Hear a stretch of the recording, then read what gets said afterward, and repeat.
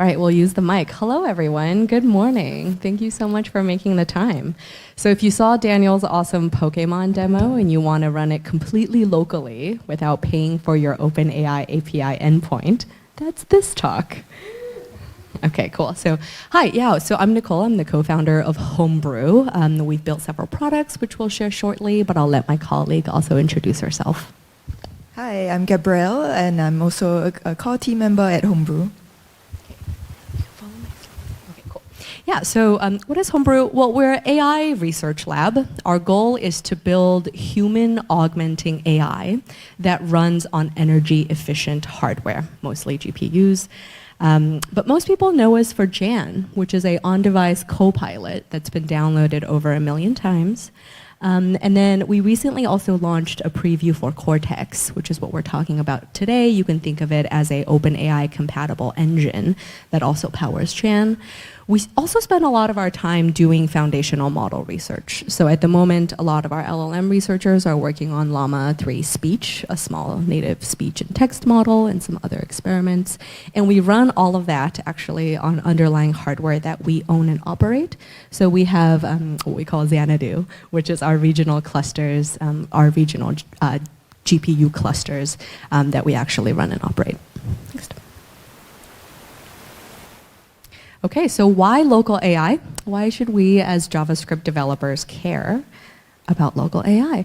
Well, the trend is that we're seeing some really powerful open source models being released, starting from last year with Llama and now this week with Llama 3.0, which is solidly outperforming GPT-4o on every benchmark.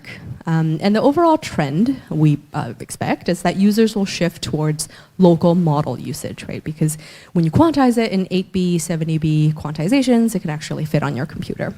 And we'll see devs start to build private self-hosted AI across a lot of different hardware formats. And we're also seeing people exploring different runtimes, so beyond just Llama CPP, but also Onyx and TensorRT LLM.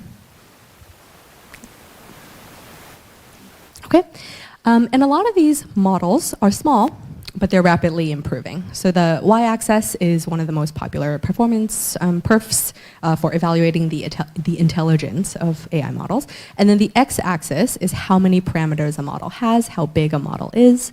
The takeaway from this slide is that the intelligence of a previous 30 billion parameter model now fits within 4 gigabytes. So it'll definitely run on not just your computer, but your cell phones as well. And keep in mind, ChatGPT still needs to run GPT-4 on a server in a data center. Whereas your laptop is able to run a lot of these smaller models. Your phones with less than 6 GB of RAM can run Tiny Llama, and your basic home workstations can run bigger models at higher accuracy and speed. Cool, next, thanks. Our prediction for application developers is that more customers will want to self-host their AI, either on device or on edge or on-prem, and for various reasons, right? We don't always want to share the conversations that we're having with our AIs. And for cost, my OpenAI bill last year at this point was about a couple $100 per month, so it's nice to move off of OpenAI billing. And for a strategic reason, because going forward, when you build these applications and your users are using it, retaining your own data means that you can eventually train your own models and retain your own IP, right? Yeah. Okay, so as the line between the JavaScript layer and the underlying models blur, what we're trying to do with all of the different projects that we've built is just push people to train their own models, because training your own models is the ultimate goal here. We've run a lot of internal experiments, exploring different AI tooling and across the stack. From one of our experiments, we're seeing that RAG gets you to 62% of the way in terms of accuracy, but it's really the fine-tuning, the continuous training, and then even in the pre-training, coupled with RAG, that gets you almost all of the way. Okay, so we built Cortex to help developers, in particular JavaScript developers, to build AI applications, but also retain all the control and give your users the privacy that they deserve. And we built it to be a full replacement for the OpenAI platform. So the API endpoints are completely one-to-one and fully mapping. But the idea is that you can deploy a full OpenAI platform on your own hardware, on your own workstations, or in your own data centers. And you can make it work with your existing OpenAI implementation by just changing one line of code.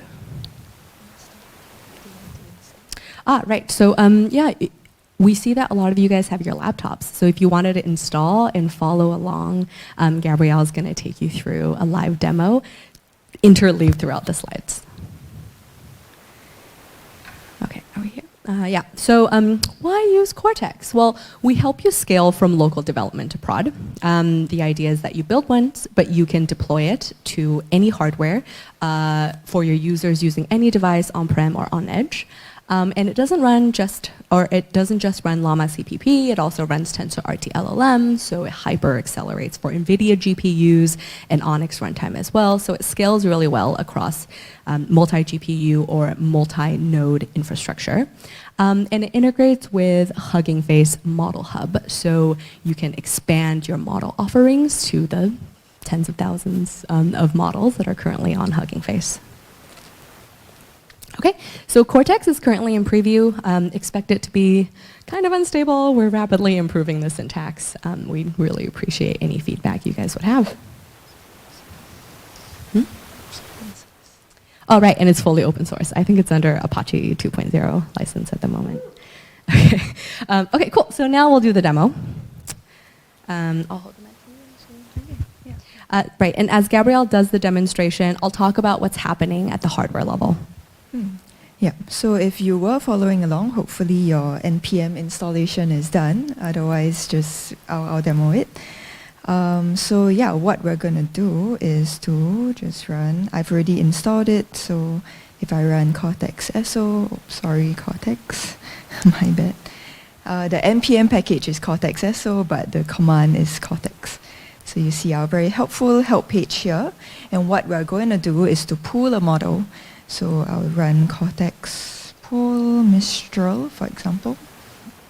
And I already have this model, but if you are following along, this would pull the model files from Hugging Face. So now I'm going to just show the models that I have on my computer. And fun fact, the only reason why I'm using Windows today, while I always use Mac, is just because so that we can show the different engines that are running, such as Onyx, TensorRT LLM, and the GGUF, or Llama CPP. So these, I do have all three engines here. And what is happening under the hood? Go ahead, Nicole. Sure. Well, this is a quick screen grab to show you just how small and compact these models are and the variety of devices that you can potentially cram your AI engines into. Right, and at the hardware level, we'll be stepping through kind of the life cycle as we demo Cortex and explain what's happening at the hardware level, but at this step is quite straightforward. Your model is pulled from some internet LFS and it's stored on disk. So probably this is the deep dive that no one really asked for when you run a model like command, what is actually happening on the GPU level. But we're going to dive into that. So back to our CLI, we're going to run a model. Cortex run Mistral. So live demos, demo gods, be with us. Okay, so as that's going, maybe we flip over to the model loaded. That didn't take too long. Oh, later. Let's go back to the slides. Okay, cool. Oh, no, that's for the next step. I have to explain what's happening at the hardware level. Okay, next slide. Cool. So Gabrielle just loaded a model. So what's happening at the hardware level? So conceptually, the first thing that happens is the CPU makes a function call to get the model weights from disk, be it HDD or SSD. And those weights are transferred through the bus interface, likely via SATA, and it's loaded into the RAM attached to your CPU. Quite straightforward. Next slide. And often, And at the API level for Cortex, you can actually choose how many layers to offload to the GPU. And then the CPU either takes on the computation by itself or it starts to offload model layers to be computed in parallel by a GPU if it's attached. Okay, and then, okay, we're a bit out of sync. Yeah, and then in the GPU, the model is initially stored in the HBM, high bandwidth memory, or typically we refer to it as the VRAM. And then zooming into the GPU memory architecture a little bit more, this is a really good visual to have in the back of your mind. The VRAM is really the highest tier of memory, right?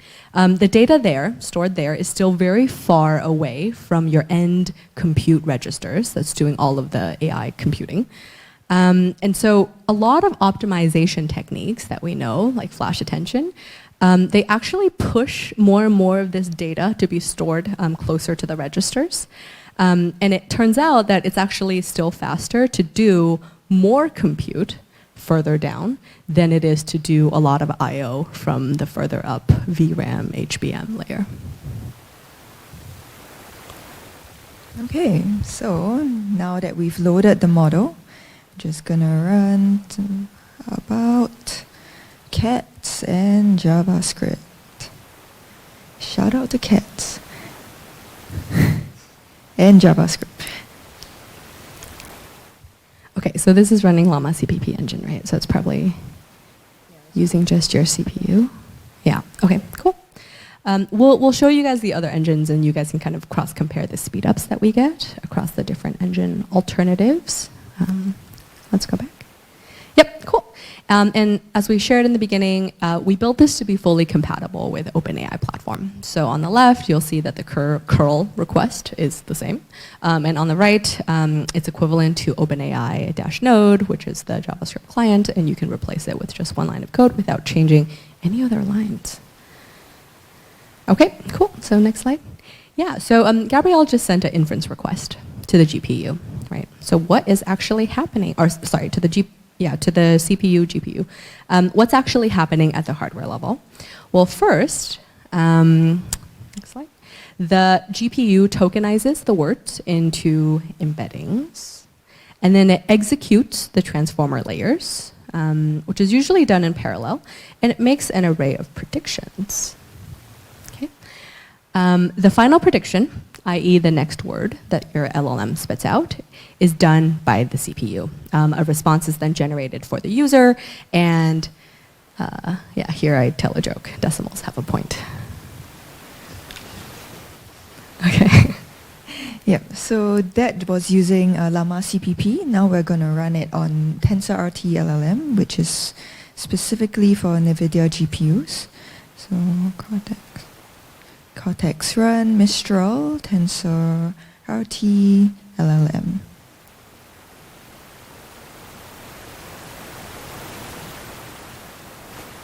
So it's gonna find the model, and just a fun fact, all the models are stored in this data folder that you can specify. So for example, for me, it's in just user Cortex models. And yeah, you can, all the models that you download will be locally in your computer. On that point, actually, let me just turn off Wi-Fi just to show it is running locally. Okay.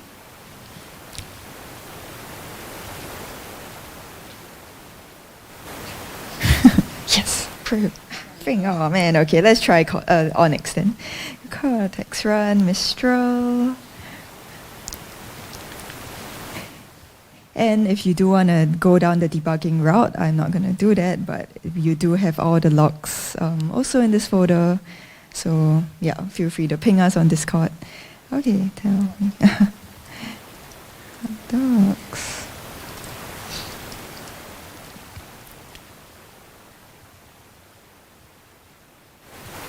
Okay, typically it's a lot faster. I'm not sure why. Oh, no.